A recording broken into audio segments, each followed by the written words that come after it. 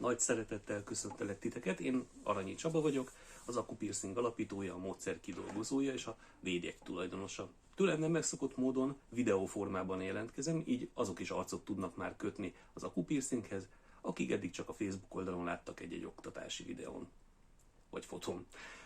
Bővebb információt és részleteket ígértem egy poszttal kapcsolatban, amit hamarosan meg is teszek, de előtte egy kis kitérőt hadd tegyünk.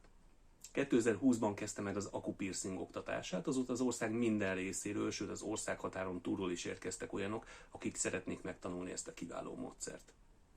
Az elmúlt 4 évben az élet minden területéről érkeztek tanulók, évtizedes tapasztalattal rendelkező akupunktúrás természetgyógyás szakembertől az évtizedes tapasztalattal rendelkező pierceren át, rengetegen a szépségipar különböző részéről, egészen az életén már éppen változtatni akaró, aktuálisan éppen munkanélküliként küzdőig.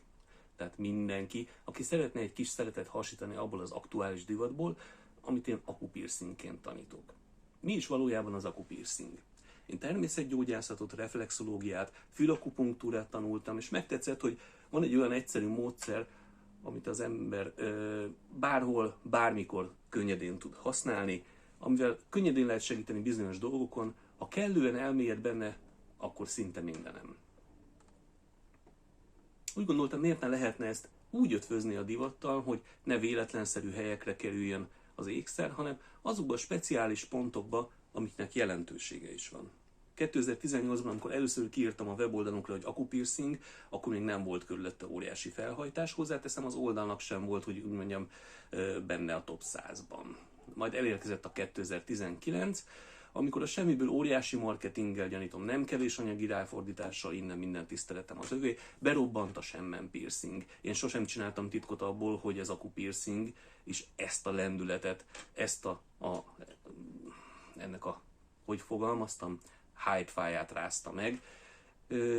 De a legfőbb különbség viszont az, hogy Akupiercing minden esetben már egy több ezer éve létező fülakupunktúrás pontokat használja, valamint olyan pontokat, amelyeknek a helyét komoly szakemberek dolgozták ki, tehát a leglényegesebb különbség a pontok lokalizációja.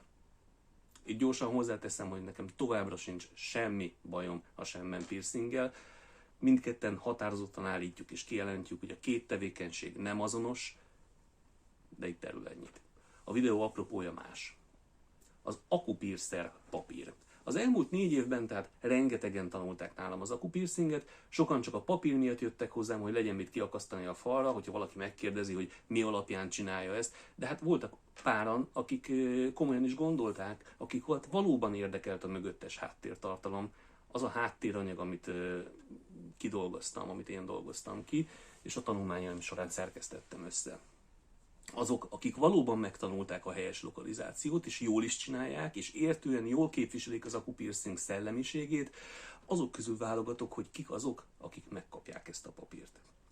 Szeretném, hogyha elterjedne, hogy ahol ezt a papírt látja a vendég a falon, ott tudja, hogy jó helyen van, jó kezek között. Az ott lévő szakember nem csak jó helyre szúrja az ékszert, de tanácsokkal is ellát, és bármi problémád adódik a gyógyulás során, nem fog lerázni, hanem fogja a kezed.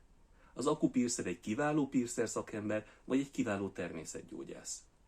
Fontos, hogy tudd, egy régióban csak egy embert fogok választani, ne legyenek illúziók, a kiválasztás teljesen szubjektív. Én egyedül döntök abban, teljesen az érzéseimre, a tapasztalataimra hagyatkozva, hogy kit fogok választani.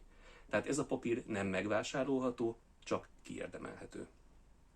Nem tudom, hogy ennek milyen eredménye lesz, de bízom benne, hogy azok, akiknek fontos, hogy kiemelt státuszban érezzék magukat, ennek hatására egy kicsit jobban odafigyelnek a lokalizációra és a vendég esetleges igényeire az utóápolás terén.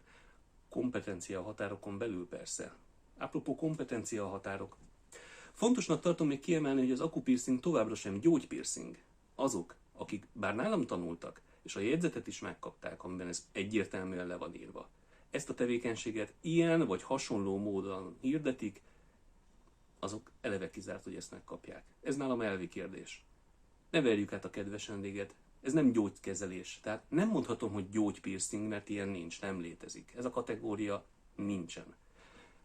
Köszönöm, hogy meghallgattatok. Nem ígérem, hogy jövök még videóval, de hogyha van valami ötletetek, akkor megpróbálok én is erre az új hullámra ráülni, hogy videókat készítek. ötleteket várok. Ezt most sok lett volna leírni, úgyhogy kénytelen voltam itt szóban elmondani, és mint tudjuk manapság már amúgy sem olvas senki posztokat, csak videókat nézegetnek. Úgyhogy ez lett belőle. Köszönöm, hogy meghallgattatok. Sziasztok!